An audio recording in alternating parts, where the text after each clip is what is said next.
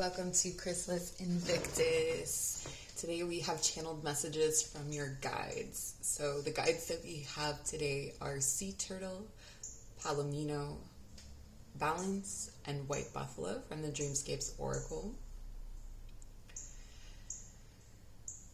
And because this is a guided message, we want to call in your guides, my guides, any energies, entities, ancestors, teachers that wish to be here with us today to deliver messages that align with our highest good for the betterment of ourselves and the collective. Take a deep breath in through the nose. Breathe out through the nose. Softly open your eyes and make your selection from your intuition. If you're called to more than one pile, there may be more than one message for you. I'll meet you at your reading. If you chose pile number 1, this sea turtle, this message is for you. The sea turtle is guiding you to go with the flow, to surrender to something. This could be a certain emotion. This could also be taking an interest in astrology, maybe looking at your chart a little bit deeper and recognizing the larger energies at play. I feel like that's a huge thing for you right now, the larger energies at play. Well, let's take a look at what cards you have. The moon, yeah. Ghosts, glove. And this is from the Literary Witches Oracle. Okay, and to clarify, eel, lion, and Gertrude Stein perspective.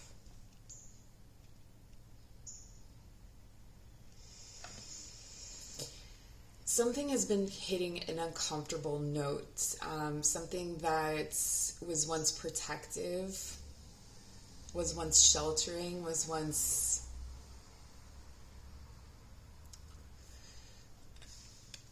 a boundary, perhaps, has now become restrictive.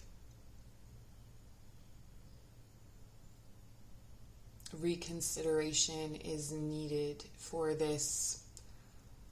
It could be a rule that you have for yourself.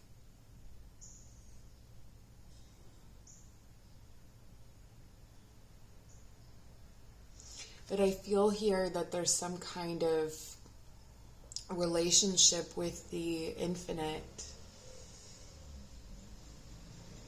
that's broken, disjointed. So there could be a crisis of faith or not fully believing in something.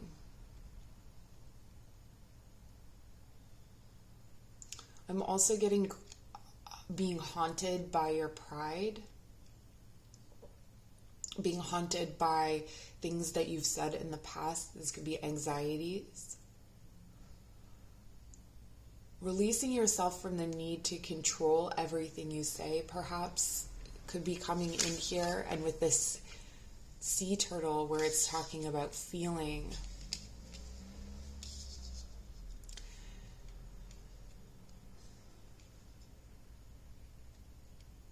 it seems like there have been cycles cycles that haunt you, cycles that keep coming back to you.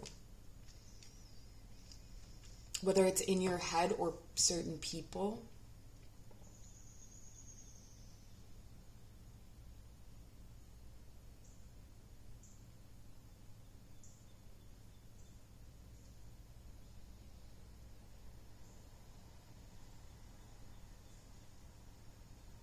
I'm just tuning in.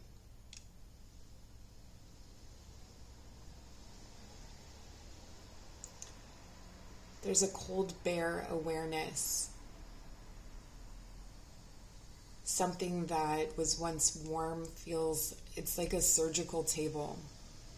I'm seeing a morgue. I'm seeing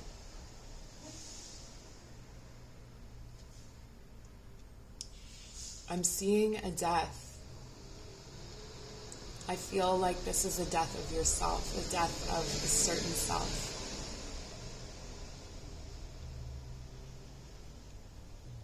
And this may be long ago, but you're still grieving yourself. You're still grieving.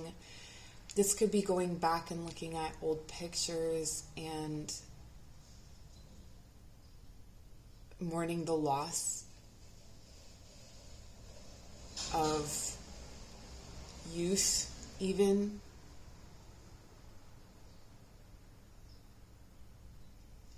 The bigger energies at play. It's needed. This perspective switch is needed to recognize the amount of control.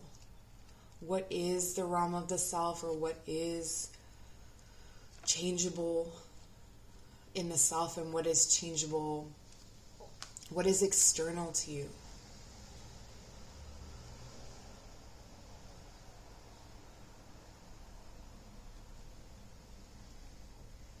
I feel like a choice you made in love is haunting you.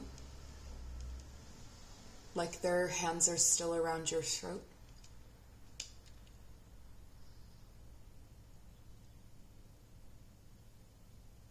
There's a need to release the shame and fear that you feel.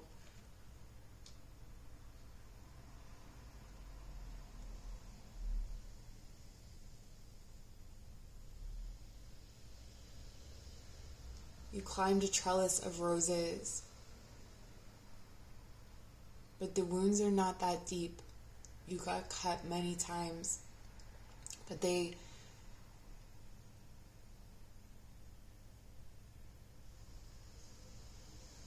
you treat them with love, they won't fester.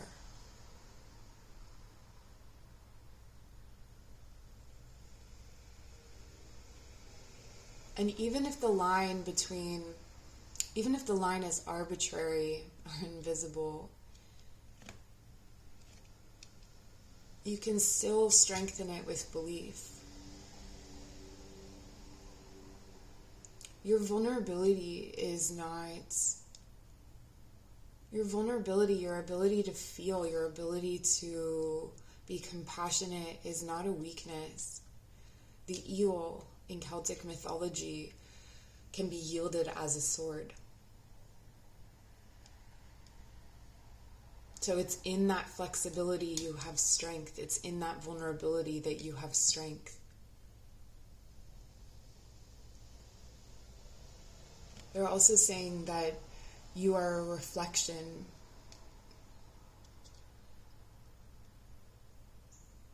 And the light that you give is only seen by certain people. Others only see themselves. Like you're a mirror. And some of the things that have been said to you, or some of the things that you may have believed about yourself, are things that others were saying to themselves in the mirror. But the mirror was you. For the Leos,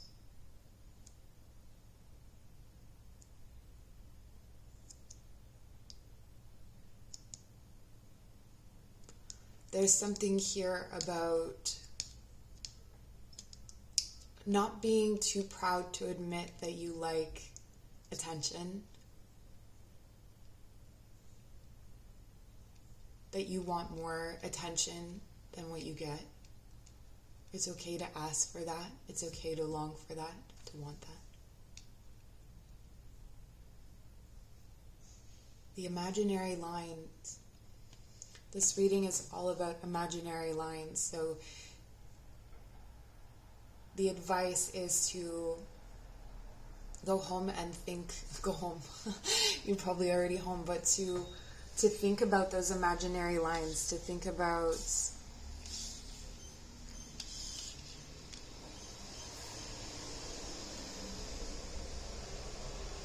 boundaries that may seem like illusions, or structures that may seem like illusions, and use them to help you to construct a new perspective. And it may seem off to others, but it doesn't really matter. There's method to your madness. There's a spider here. If you haven't watched my spider video, I highly recommend you do that. The turtle one as well.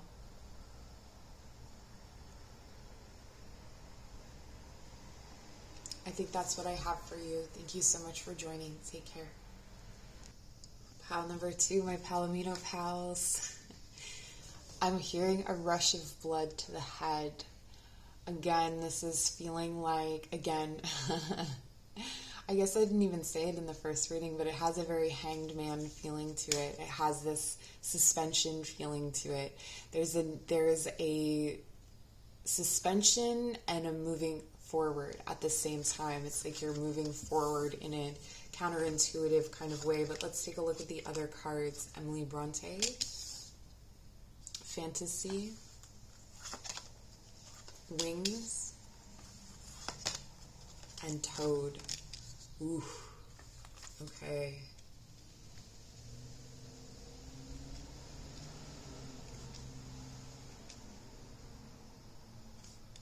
What they're telling me is where you're going, not many people want to go, or they want to go, but they don't know how, or they don't have the courage, or they aren't guided that way. This is something that looks glamorous on the outside to others. It looks desirable to others, but there's actually this really difficult aspect to it on the inside. Let's clarify. Sylvia Plath, The Dark. Oh my goodness, okay. Eileen Chang, Fate. And Wolf.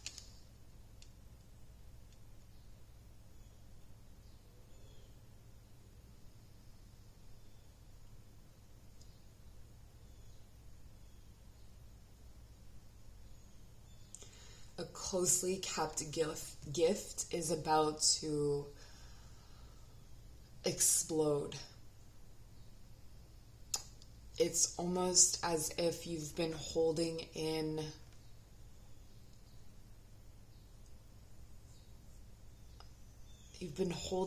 some sort of talent or some sort of skill, gift, power.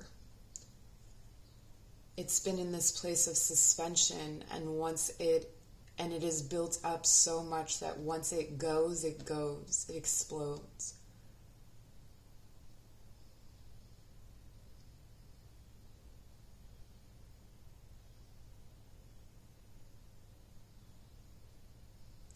And it feels like there's been a history of giving without feeling given to.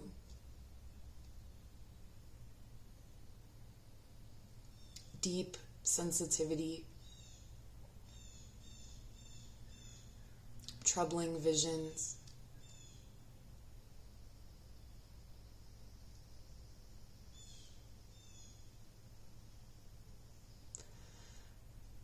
the guard at the gate fights you every night. So you try to make your way into this new reality or into this situation. Wolf and Toad are your guides. Toad is a transfiguration kind of transformation where you become something else physically as well. So you may experience in your body changes in your physical self when your mental self changes, or as your spiritual evolution happens, that your body reflects that. But where you're going, people want to go, but if they knew what they were going to, they wouldn't want to go there. And I think you know where you're going, and I think you know, you've seen it, you've glimpsed it, and you know that more preparation has been needed, even though you've wanted to pass through that gate. You know why the guardian is fighting you. You know why the guard is fighting you. You know why there's resistance. There's a depth of darkness, like you're walking a fine line.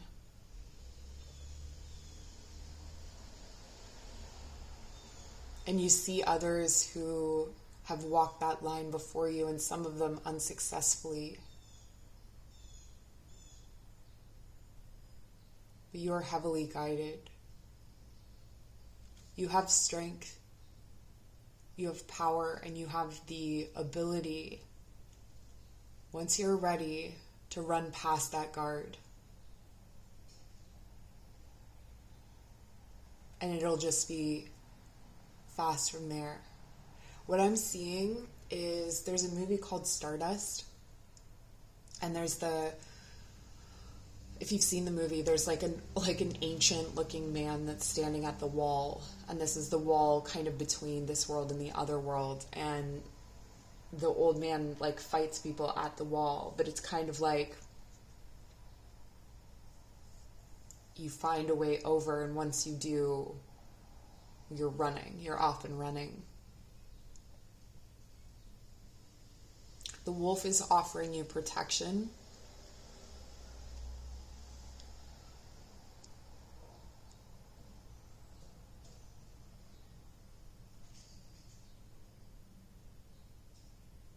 The hardest part of all of this was accepting your fate. And then each time your body shifts and changes. And getting your emotions and your body to work together instead of against each other.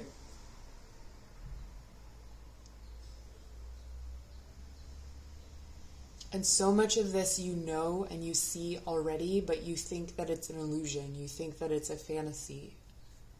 But it's not. It's the road ahead. It's the path.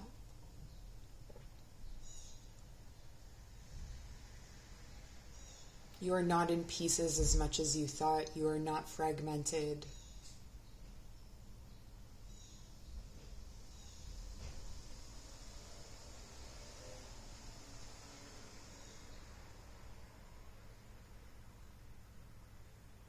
And this is what I've got. Thank you so much for joining. Take care. If you chose pile number 3, the card of balance, this message is for you. Messages from your guides. Something you've been holding onto, gripping onto very tightly. Tightly wound. Almost like you get bound up in truth. What is logical, what is practical, what is true.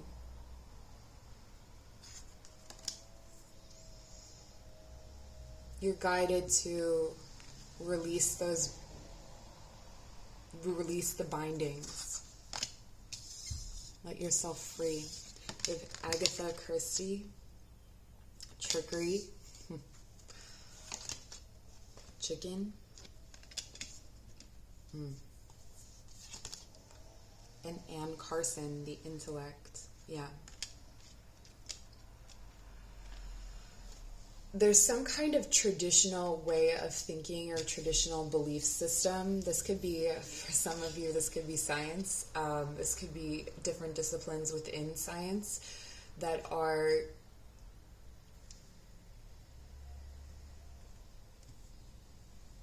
it's like being under the illusion that that is all reality is constructed of. That your reality is entirely governed by physics, that your reality is entirely governed by one ruling principle. And your guides are telling you that this is holding you hostage. That there is some kind of philosophical belief, fundamental belief that you have, that there is. It's almost like when people adopt nihilism, that everything is meaningless, but not as a philosophy of freedom. Like they adopt it as a way of atheism and like even atheism, godlessness, that it's not a comforting thought. It's not something that gives your life meaning. It takes meaning. And any plant needs nutrients to grow in its soil. And this is depleting your soil. It's hurting your growth. Who cares if it's true? As long as it helps you to grow, as long as it helps you to get through, to wake up in the morning, to make meaning of your life. You may want to look to your pagan roots, whatever they are. All of us come from an indigenous culture somewhere. There could be answers there. That's always a good place to start.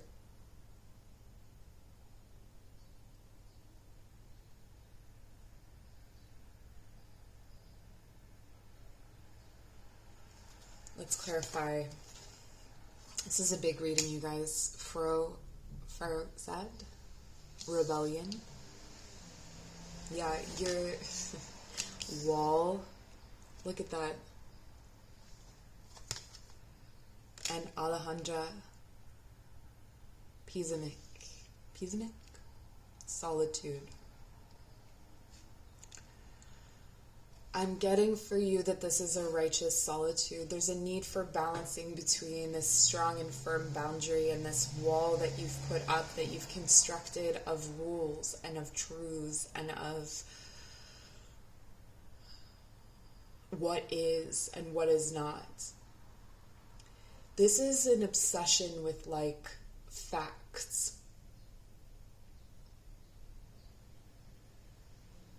This is this and that is that, A plus B equals C, and it makes you feel solid, it makes you feel in control, it makes you feel whole.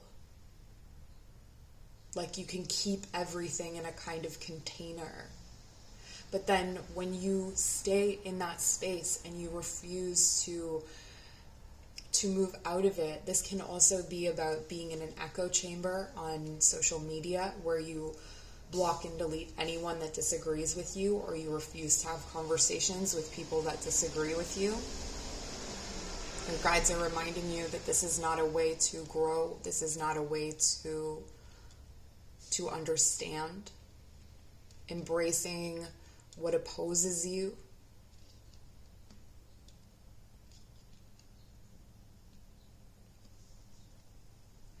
Not all arguments of the opposition are stupid. So, there are intellectual equals on both sides of every argument. And so to say that there are only idiots on the other side of an argument is to trap yourself in your own belief. How are you challenged now? How are you growing? How can you balance yourself? And in fact, there's a deep current within you that is longing for whimsy, that's longing for flowered truths. And it may be that you have that in a separate container that you call art, and you say that stays where it is, and it has a significance of its own. But this is almost like allowing that art to fill these walls and to spill over and to answer some things for you so that you can find meaning, so that you can find comfort, so that you can find shelter within some kind of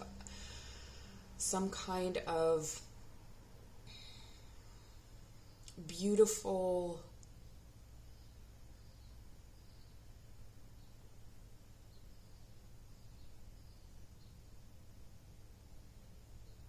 I'm seeing a hanging garden, a beautiful hanging garden.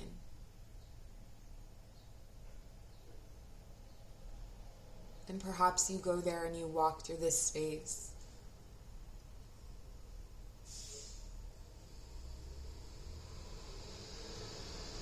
And recognize that the truth of the hanging garden exists within these other spaces too.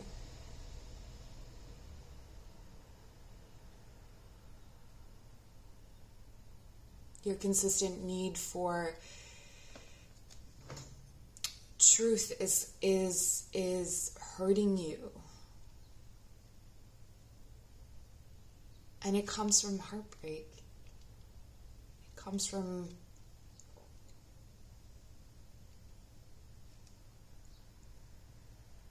a time when you were more vulnerable and you were embracing these things. Maybe someone made you feel stupid, or maybe someone made you feel weak. But with powerful intellect, it only strengthens the intuition. It's a path of ultimate truth once the balance is struck.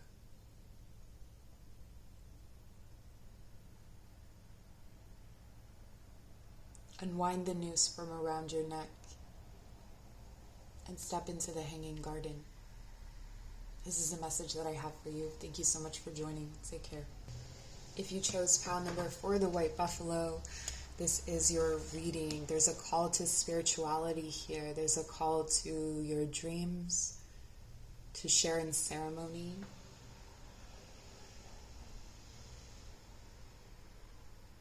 To find or tap into that mystical current within you. So let's take a look at your cards and see what else we can find out. We have the card of knife, eye, and Janet frame belonging.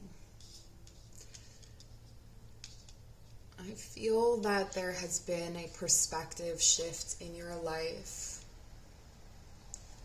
that there may have been cord cutting, there may have been the need to cut certain people out of your life.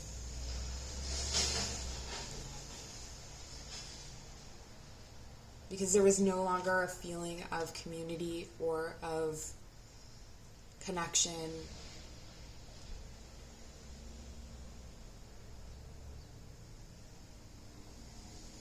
It feels like what I'm seeing is almost like suddenly becoming aware that I'm seeing like an IVs hooked up to like everybody that you know, and all of a sudden there's just like black tar running through the pipes into you. It's like if you were connected to others by a nerve. Now the nerve endings are painful. Angela Carter, identity. And Mirabai, devotion. You may have surrendered yourself. What I'm feeling is a surrender to, or a devotion to this shift in perspective. So much so that it's changed who you are as a person, and where you fit in is no longer the same.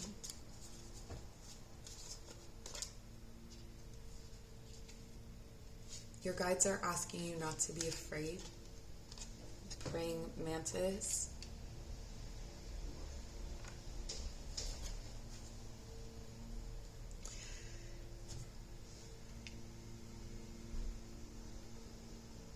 This is what I was talking about with the tar. It's like all of a sudden you became aware. This could have been a much longer process than all of a sudden, but I do feel like there was a moment of all of a sudden, and then there was a process of weeding out. Or this could be the process that you're going through now, where you recognize that there was jealousy, there was like, it's a bunch of stuff that I really don't like to pay attention to or talk about, or not in avoidance, but just like in that it just doesn't make sense to me. Like, you know, when people are so embedded in toxicity that they send like curses, or they spend time thinking about revenge, it's like, to me, spending that much time thinking about a person, I only think about people I love that much. I don't think about people I hate that much. But I feel like you discovered that other people were very like cutting, and that you couldn't belong in this situation where people are cutting each other up and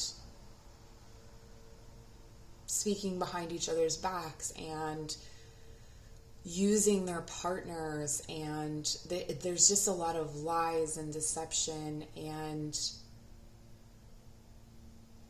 feeding this idea that,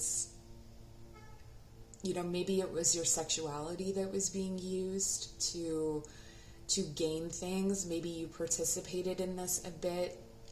Maybe there was volatile energies in that group. I'm getting that, you know, like this is where people support people who violate others. So in a friend group, like let's say there's a man who has, or a woman who has violated someone in that friend group, and the friends don't exclude them. The friends don't stand up for the person who is violated. Like, it's that kind of thing where, you know, your very identity as someone who is wronged was not validated.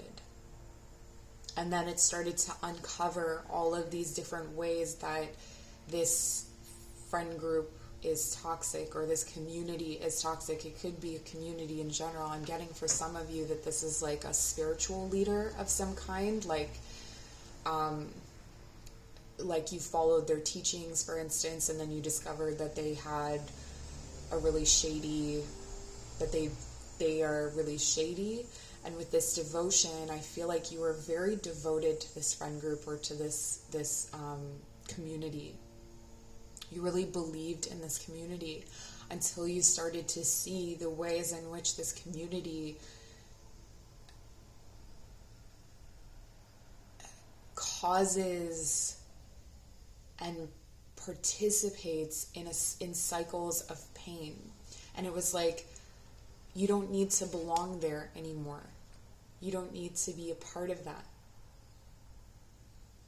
And I think that you had to use some defensive techniques, or you have to like put yourself in the timeline. Maybe this hasn't happened yet, but you end up using defensive techniques that you wouldn't ordinarily want to use while you're in that friend group. And if you are on the other side of it, this is guiding you to find peace in what you had to do to survive that situation. And there's a new call and shift toward devotion.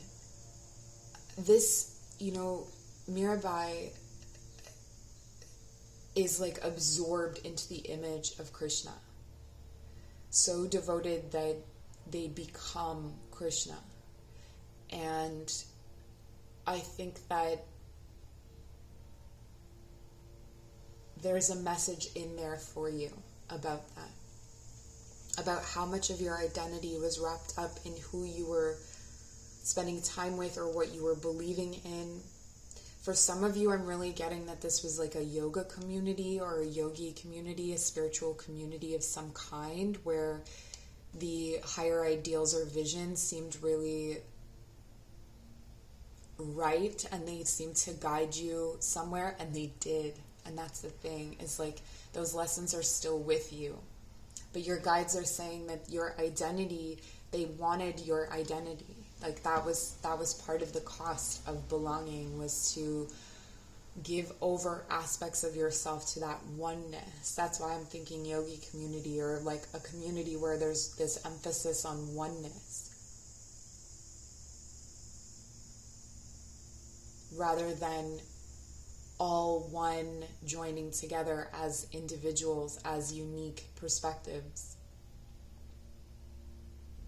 I'm getting here that you may have disagreed with some of the teachings, or you may have become aware of the way that the group was functioning, and it turned against you pretty viciously or very coldly.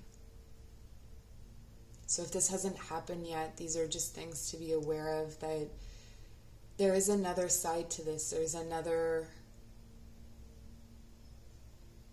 you know, the love and devotion that you had when applied to yourself, when applied to a healthy situation, is wonderful. So don't get hard on yourself about those things.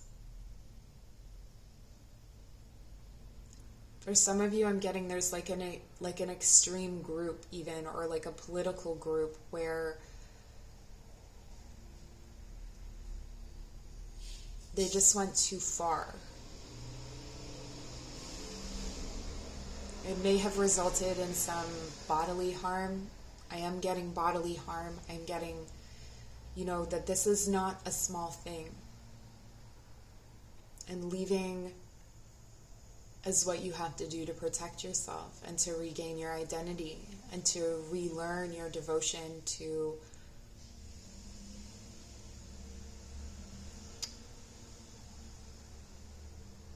what you know is spirit and truth.